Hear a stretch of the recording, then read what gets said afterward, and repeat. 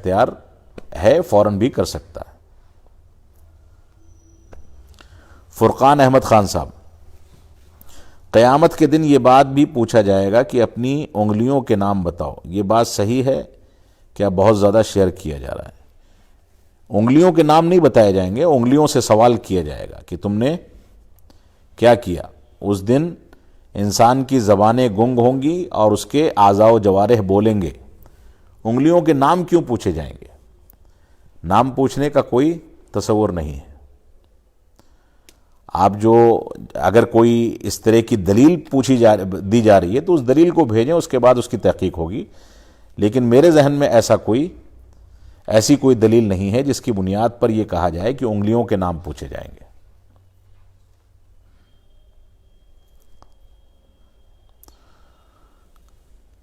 اگلا سوال ہے ابو وقاص سلفی صاحب کوئی ہیں۔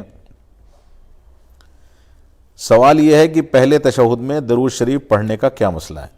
اگر وقت ہے تو پڑھ سکتے ہیں۔ پہلے تشہد میں اگر امام تشہد کو لمبا کرتا ہے تو آپ درود شریف پڑھ سکتے ہیں، کوئی حرج کی بات نہیں ہے۔ اس سلسلے میں احناف نے ایک پروپیگنڈا کر رکھا ہے کہ پہلے تشہد میں تشہد پڑھ کے جلدی سے اٹھ جانا چاہیے، اور وہ لوگ یہ کہتے ہیں کہ گویا اللہ کے رسول صلی اللہ علیہ وسلم اس طریقے سے بیٹھے ہوتے تھے جیسے انگارے پر بیٹھے ہوں۔ یہ جھوٹی بات ہے۔ صحیح بات یہ ہے کہ اگر درود شریف پڑھنے کا موقع ملتا ہے تو پڑھ سکتے ہیں، کوئی حرج کی بات نہیں ہے۔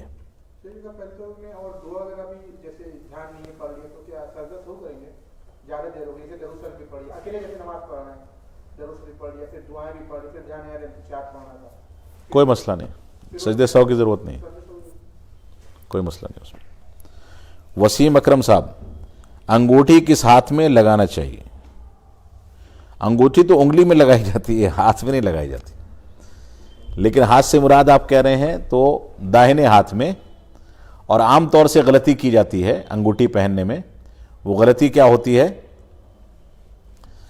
وہ غلطی یہ ہوتی ہے، میں خود بھی پہنا کرتا تھا، بلکہ جن کے سے لی تھی وہ بھی یہاں موجود ہیں۔ یہ اس انگلی میں عام طور سے مرد پہنتے ہیں، کانی انگلی کے بغل والی انگلی، یعنی درمیان والی انگلی کے کانی کی انگلی کے جانب جو انگلی ہے، اس انگلی میں لوگ پہنتے ہیں عام طور سے۔ تو میں مدینہ میں ایک بہت بڑے عالم ہیں شیخ علامہ ربیع مدخلی حفظہ اللہ، وہ بیمار چل رہے تھے تو عیادت کے لیے گیا ہوا تھا، تو ان کے بغل میں ان کے سر کے پاس کرسی لگا دی تھی ان کے بیٹوں نے، تو بات چیت چل رہی تھی، اتفاق سے ان کی نظر میرے ہاتھ پر پڑی، تو انہوں نے ذکر کیا کہ اللہ کے رسول صلی اللہ علیہ وسلم نے درمیان والی انگلی کے بغل کی انگلی میں انگوٹھی پہننے سے منع کیا ہے۔ درمیان والی انگلی کے بغل کی انگلیوں میں، یعنی درمیان کی انگلی کے بغل میں یہ بھی انگلی ہے اور یہ بھی ہے، گویا نہ شہادت کی انگلی میں پہنیں گے، نہ درمیان والی میں، اور نہ اس کے بغل والی میں، ان تین انگلیوں میں انگوٹھی نہیں پہنے گا کوئی مرد۔ اب رہ جاتا ہے انگوٹھا اور کانی انگلی، تو انگوٹھے میں تو انگوٹھی پہنی ہی نہیں جاتی مردوں میں، لہذا کانی انگلی میں اگر کوئی انگوٹھی پہننا چاہے شوقیہ تو پہن سکتا ہے، داہنے ہاتھ کی کانی انگلی میں۔ اور اگر کوئی بائیں ہاتھ کی کانی انگلی میں پہنے تو بھی کوئی حرج نہیں ہے، کیونکہ اس کا تعلق عبادت یا سنت سے نہیں ہے، یہ ایک شوق کی چیز ہے جس کو اختیار کیا جا سکتا ہے۔ راجہ فیصل ایوب صاحب، ان کا سوال ہے 2 دن پہلے میں نے آپ کی لائیو ویڈیو دیکھی، دوران گفتگو اذان ہو رہی تھی لیکن آپ نے خاموشی اختیار نہیں کی۔ دیکھیے میں مسجد ہی میں ہوں، اور کیونکہ کچھ اہم سوالات تھے جس کی وجہ سے اس کو کنٹینیو رکھا جاتا ہے، بعد میں جواب دے دیا جاتا ہے، اس کی گنجائش موجود ہے، کوئی حرج کی بات نہیں ہے، لیکن بہرحال اذان کے احترام کے تقاضے کے تحت اگر ہم خاموش ہو جاتے ہیں تو بھی اچھی بات ہے، احترام کیا جانا چاہیے۔ لیکن اگر کوئی ضروری چیز ہے اور کسی شرعی مسئلے میں انسان مشغول ہے تو اذان کے دوران بھی اس میں مشغول رہ سکتا ہے، جائز ہے، اس میں کوئی حرج کی بات نہیں ہے۔ عبید اللہ رحمانی صاحب کوئی ہیں، ان کا سوال ہے سلام کے بعد قرآن کے اوپر کوئی دینی کتاب رکھ سکتے ہیں کہ نہیں؟ قرآن مجید کے اوپر دینی کتاب رکھ سکتے ہیں، کوئی حرج کی بات نہیں ہے، لیکن قرآن مجید کے احترام کا تقاضا یہ ہے کہ قرآن مجید کے اوپر کچھ نہ رکھا جائے، لیکن اگر کوئی رکھ دیتا ہے تو کوئی حرج کی بات نہیں ہے، جائز ہے، البتہ بچنا چاہیے، احترام کا تقاضا یہی ہے۔ اکبر علی صاحب کا سوال ہے، جنازے میں ہر تکبیر کے ساتھ رفع الیدین نہیں کرنے کی کوئی دلیل؟ دیکھیے، جنازے میں رفع الیدین کے ساتھ تکبیر نہ کرنے کی یا کوئی بھی عمل نہ کرنے کی دلیل نہیں ہوتی شریعت میں۔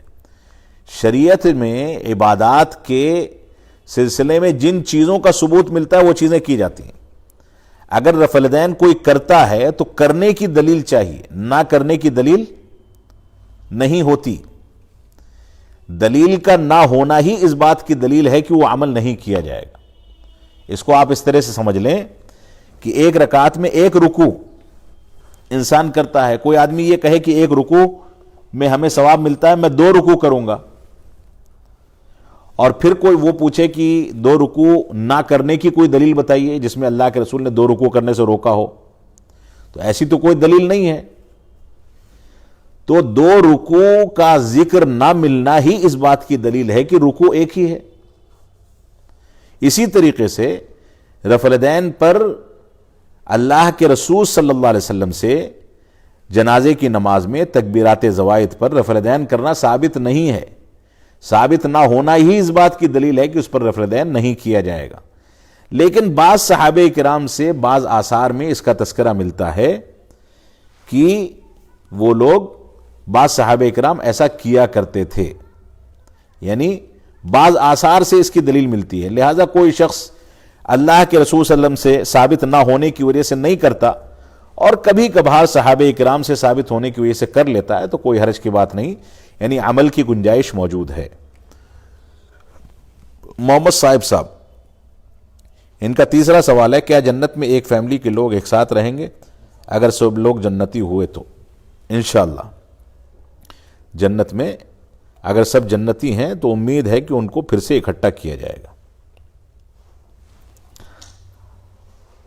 ابو بکر بن حیدرہ صاحب، ان کا تیسرا سوال ہے، عشاء کے بعد 4 رکعت نفل ایک سلام کے ساتھ پڑھنا کیا اثر صحیح ہے؟